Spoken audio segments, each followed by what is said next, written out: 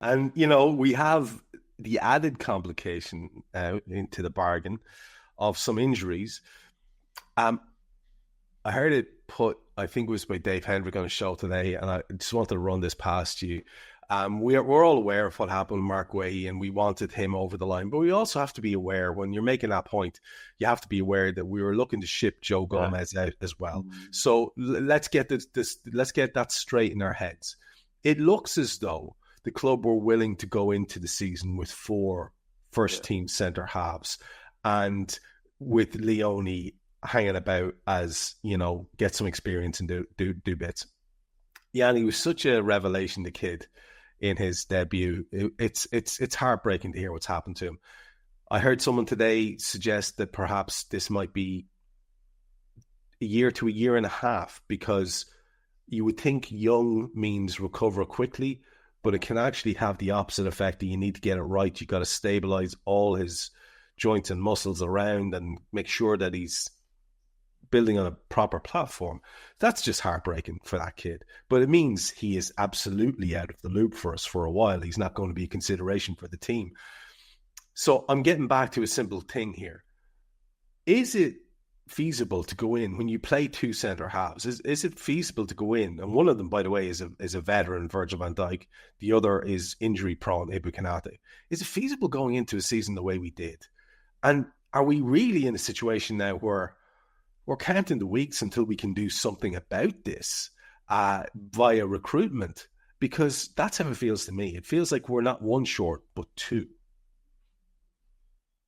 Yeah, I think is reckless the right word? I think the reckless is probably exaggerating a little bit, because I have no doubt that when they had the meetings and with Arne Slot, and because of the way last season went and how well he coped, there's no doubt he would have said to the recruitment team that, okay, if needs be, I can cope with what I've got. Endo can play a game as a centre half, especially at home. Gravenberch can play there. Maybe Robbo could play. But that was in a scenario where we were playing well, Trevor. Arne Slot he's got it in his head, hasn't he? With what we brought in and the attacking ability we have, we can kind of get away with being a big loose at the back. What we found out already now, isn't it? We can't, So Arne Slot is now thinking, I need centre halves to play centre half.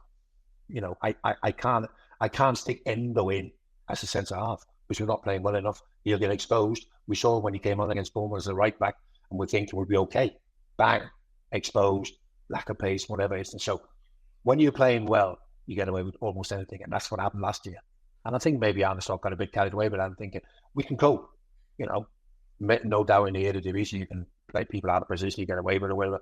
But when you're not on it, and also when teams have had 12 months to look at exactly how you play, then you're in trouble. And so I think he's thinking. So what I'm saying is we need Konate to play. Almost as poorly as he plays, he's a centre half, and he has centre half qualities. Physical, strong, he's good in the air. Kind of knows, he knows the positional play of a centre half, and so we need him to play. This is not the time to go. Well, we knew what it was like when Virgil van Dijk was injured, and we tried everybody, and we weren't having a great season, and you get exposed. You don't get away with it, Trevor. So I wouldn't suggest it was reckless. It was overconfident. I think it was overconfident, thinking that I think we'll be okay. We can cope if anything goes wrong, and we're there now, aren't we? Where we don't need it to get any worse. We kind of need to stop this now, don't we? And that isn't about going to Chelsea and winning 4 or 5-0, but that's going to Chelsea and having a different outlook. We need to look different as a team. Somebody said, and I don't know if you, somebody said that Crystal Palace created 7 big chances against us on Saturday, which is the most a Premier League team have conceded this season. So there's your problem, isn't it? If that's kind of what you're letting through onto your centre halves got their hands full, that's for sure. And sometimes you look at certain areas of the pitch and you go, I remember when I became a manager of Gideon's areas, and then people go to centre halves can't defend, and after 5 games they went, the fullback can't defend, and I've changed the fullbacks and won the league. So sometimes you look at things and you go, where is your problem? You go, he's the problem, or maybe he isn't the problem, you know. But I'm sure Arnestock's all over that. Yeah, that's why I think I'm not a great fan of how Ibu's played several games, but when you are that open through the middle, and then if you don't have the right caliber of defensive presence either side, I think you're exactly right. That's just the way it is. And again, I see people there in the chat sometimes, like Bob saying that we wanted to bring in Guehi. It wasn't a plan to go with 4, but we were going to sell Joe Gomez, and only for they couldn't get it over the line because they couldn't get the medicals they wanted to do. Joe would be gone. And we're looking at Joe now as our, third centre half and hoping that we don't have to call him too much because we're better. Don't you think we're better out of playing him? Yes, man. Yes, yeah. In case, because you're looking. I mean, okay, played against Southampton, but beyond that, you look and you think, could he play? Could he come on? Whatever, play a bit more, and you go, no, I don't think we want to play him. Because if in a couple of games we need him from the start and he's not available, so I think we're a little bit worried. So of course the idea was absolutely to be covered in every position. Absolutely, that was the plan, wasn't it? But it doesn't always go to plan, does it? And let's not forget, Crystal Palace has to say in this, They do, and I think an awful lot of people might have to put the Guehi thing to bed because there's certainly weird things going around. And why would Glasner be any less insistent halfway through a campaign? Makes no sense to me, especially if they're making a little bit of progress in that European competition. It makes very little sense to me that they would do anything other than want to retain him. The other injury of note from last night was Alisson kind of came about through some Kanate sloppiness. And it looked like one of those injuries where you just go, how is he even injured? It's infuriating because he's just so far and away the best keeper I think I've ever seen play the game, Jan. Yeah, you have been in the presence of a lot better footballers in real life than I could dream of. But Alisson must be right up there, man. I mean, Mamardashvili is a superb goalkeeper, and it doesn't pain me to think we're going into Chelsea and maybe a run of games with him in nets. In the same way as when Queven Keller was as best, you didn't panic. It was like, okay, we've got a good lad there. But Alisson is the difference between us getting humiliated against Crystal Palace and us losing a game in the last second against Crystal Palace. That's how good he is. The one thing that worries me, and I totally agree, Mamardashvili, there's nothing wrong with him. He's a right size, he's a good goalkeeper, he kicks him out, he's a good shot stopper, whatever. But if you look at the majority of chances being created against Liverpool, the little balls slid down the side of the centre half, so the fullbacks, people running through and goal. Yeah. Now that's Ali's game, innit? If you look, and you probably wouldn't have seen all the Champions League goals last year, but we did a goal show on TV and we watched all the goals. And the one thing I'm looking at is goalkeepers making the decision for the attackers. Sprinting out, sitting down, defenders, attacker just lifts it over them. You know what I mean? We never see Ali do that. He stands, and again, the one way he gets injured is that there's just so many. So that's where there is no way Mamardashvili is at that level in those situations. So that's the only thing that slightly worries me. That should Chelsea, and to be fair, Chelsea got their own problems. And I don't know whether they've actually got a striker who's prepared to run in behind that's available for the game on Saturday. But should Chelsea get one or two of them chances where they run through straight in on goal with a little bit of time? I don't know, because there is goalkeepers in those situations that fill absolutely nothing. When the strikers come through them and they come out and they fill absolutely nothing. You can roll it to the right, to the left, to the legs, whatever. So that might be an issue. And so I totally agree with Ali. He's a unique goalkeeper. There's very few of these, saves for the cameras. He's just a very, very efficient goalkeeper. Will we miss him? I'd like to say we won't. But we might just look back in a couple of weeks and go, we got away with it. What's not case of getting away with it? Because Mamardashvili is just fine. I'm always aware that I'm a little bit one-eyed when I'm talking about some of our players, especially the current lot. I just do want to press you on that. Can you recall many, if any, better than Alisson Becker? No, I mean, I think you can go through history of football and go, you know, who was the best goalkeeper back in the 70s, 60s, or whatever. It was probably Lev Yashin, the Russian, well, it was called Soviet Union then, wasn't it? You go into the 70s and you look at, there was a lot of good English goalkeepers then, wasn't it? With Gordon Banks and Peter Shilton came on the scene, and then you had Ray Clemens, the great German goalkeeper, Sepp Maier.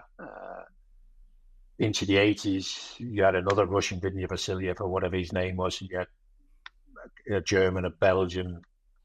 And then you come to the 90s, and it was sort of Peter Schmeichel time, wasn't it? Buffon and all these goalkeepers.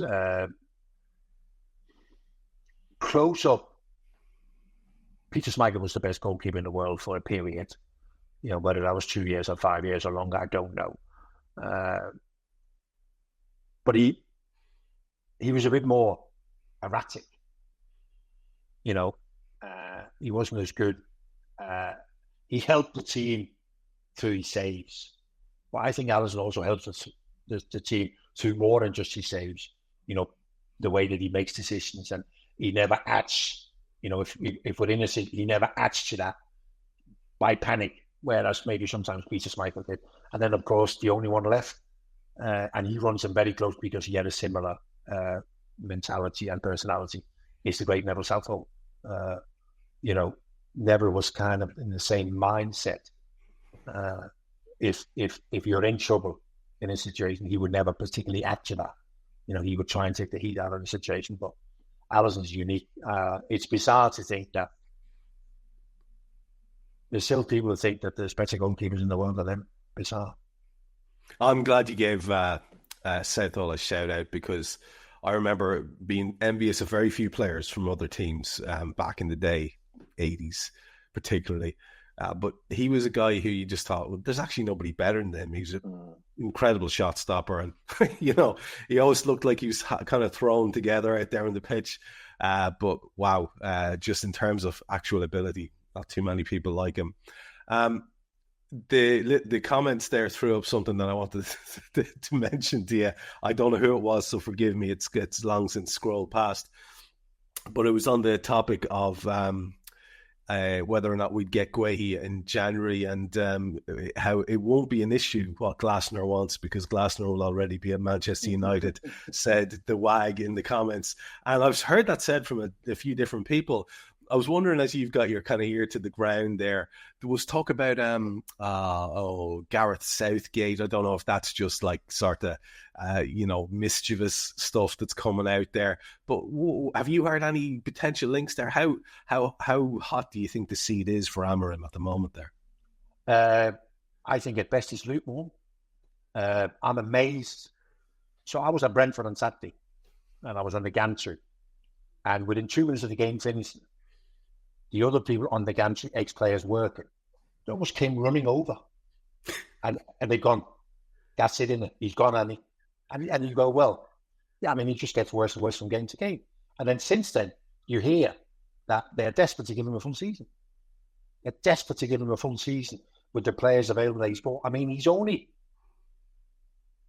4 or 5 games off a season now, isn't he? I think he's been in charge for 33 or 34 games already. They seem desperate. So Oliver Glasner, he's done a great job at Crystal Palace, and he plays the system, the 3-4-2-1 system, and he knows how it works. My problem with that is that he knows how to play the system, but the players don't. I don't think they've got the players to play that system. So I'm not sure whether Oliver Glasner is the right man just because he can play that system, when so blatantly the players aren't the right players to play in that system. So I don't know whether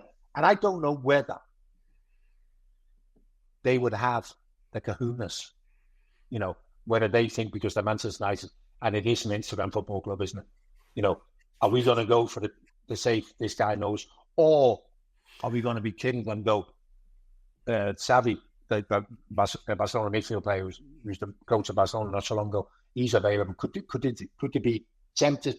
You mentioned Gareth Southgate. I think Gareth Southgate has quite a close friendship with some of the board members at Old Trafford. He's a safe pair of hands. I think he'd be eaten alive. That's my feeling about Gareth Southgate. Yep. In that, I think he'd be eaten alive. That's my genuine feeling.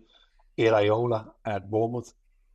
If I could give him any advice, don't, because he's on a wait for and he will get offered another job. Wait for the better option, So, to be fair, Trevor, the Ruben Amorim is an unbelievable story, isn't it? And I kind of think we're no longer worried. I thought he was a decent manager. If we'd have turned up with him when we turned up with Alisson, I would have been quite happy. I'd have gone, yeah, this bunch got something, young, innovative, whatever. I can live with that. But I also think now you look and you go, he's not going to be the one to turn around. I can't see that. So leaving him in charge won't do any damage, will it? So he'll just continue. I thought at the start of the season, I thought they'd finish between 8th and 12th, Manchester United. I think they might struggle for that again. It's just unbelievable. He spent over 200 million trying to put the attacking situation right, and between the three of them, they can't hit the ball. It is incredible. God bless them all. I think it's tremendous for us. God bless them. God bless them.